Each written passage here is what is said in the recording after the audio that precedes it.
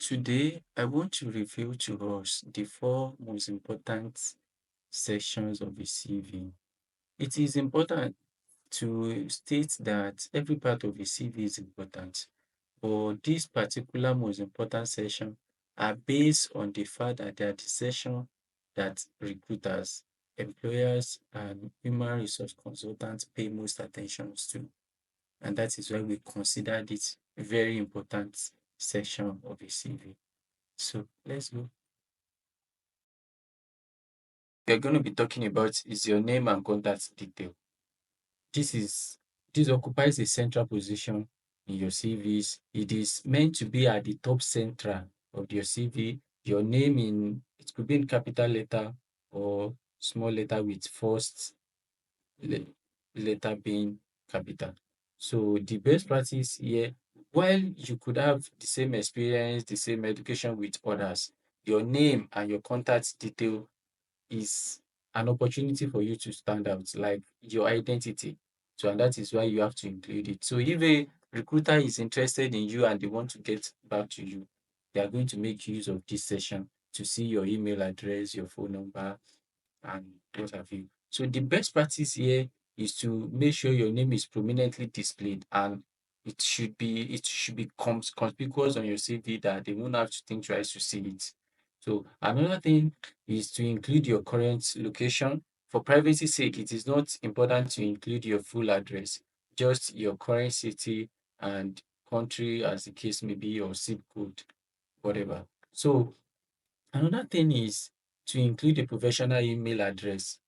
What a professional email address means is an email address that has your name in it, not just a random word.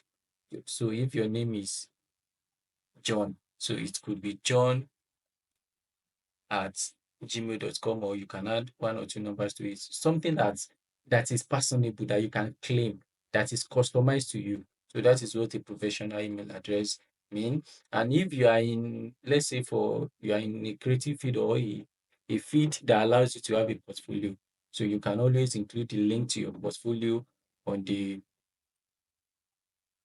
at this session as well. And one thing you shouldn't do at this session is to include a picture. Though there are still some argument on that, but the best practice is to leave your picture out of your CV.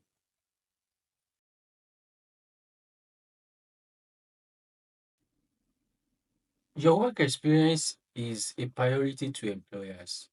They want to know what type of experience you've had, type of organization and positions you've held in the past, and how will this experience and history help you to fit into the position you are currently hiring for. And that is why they pay a lot of attention, like a lot of attention to this particular session. The best thing you have to do here is to ensure you put your best foot first, like to present the most, like the best part of your experience to them, and present it in a way that it's captivating and attracting to them.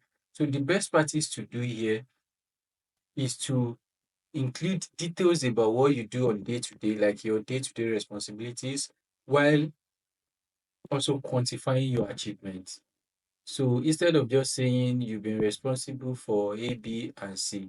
So by doing this A, B, and C, what have you been able to achieve? Okay, you have been able to increase revenue by so percent by doing A, B, and C. So, and that is what recruiter want to see. They want to see that you are not just someone that is used to performing repetitive tasks, but someone that delivers results. And that is results. People that deliver results are what every organization out there is looking for, because that is the most important thing. And use action-oriented language to highlight your accomplishment and methodologies. Like use actionable words like led, lead, orchestrated, organize, perform. So you have to use those words that are actionable, that shows that okay, you are in charge. So, and another thing is when recording your dates on your experience, it is always good not to just say, not to include just the year alone.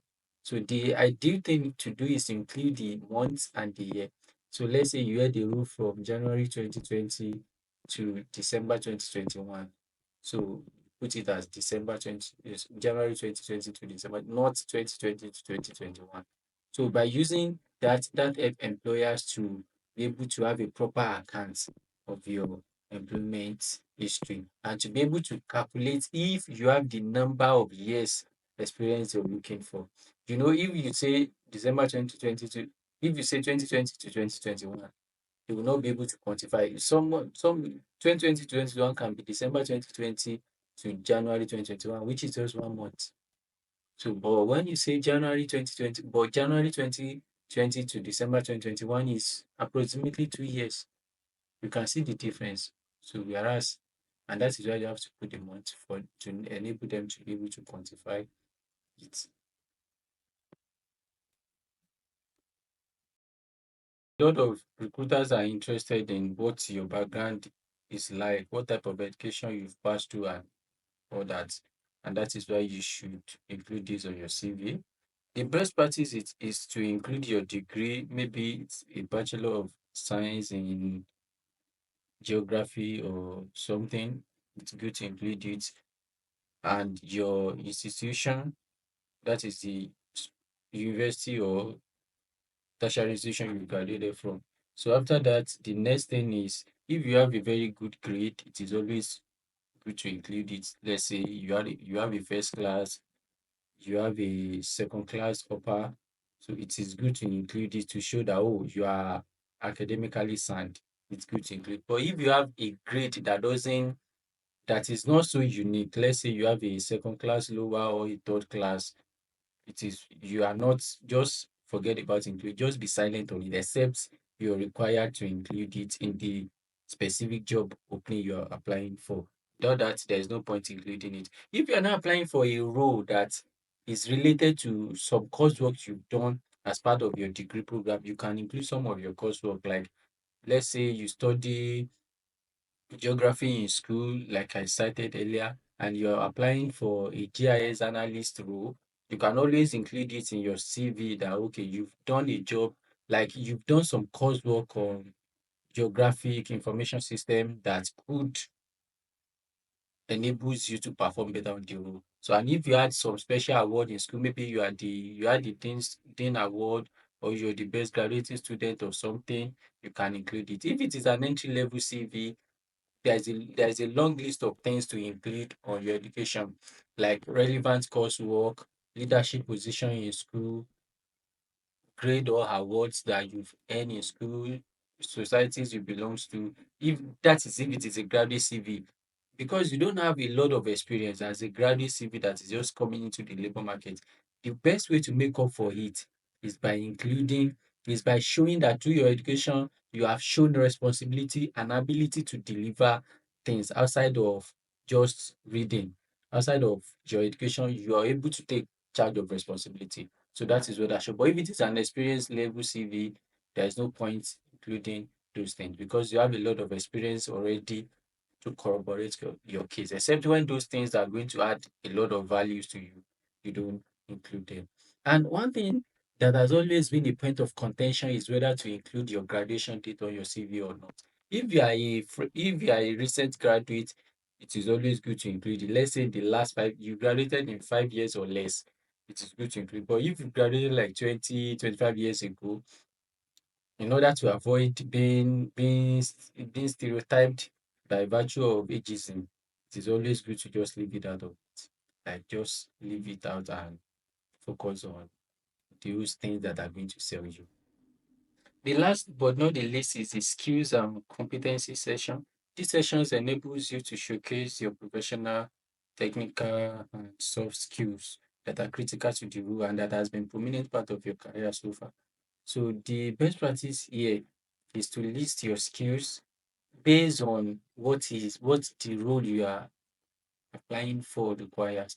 You see a lot of job opening, they are going to include the specific skills they're looking for, and you have to include this in your CV. And this session should give you the opportunity to call out the skills that are inherent in your current and previous roles. To create a session to capture everything, like a summary of all skills that you've demonstrated in various parts of your CVs, maybe through your education, maybe through your work experience, maybe through your voluntary association, or as part of your hobby. So that is what this session does. Thank you for watching this video. Do you like videos on personal development like this? Please subscribe to this channel so that when I upload other videos on personal development like this, you can enjoy them.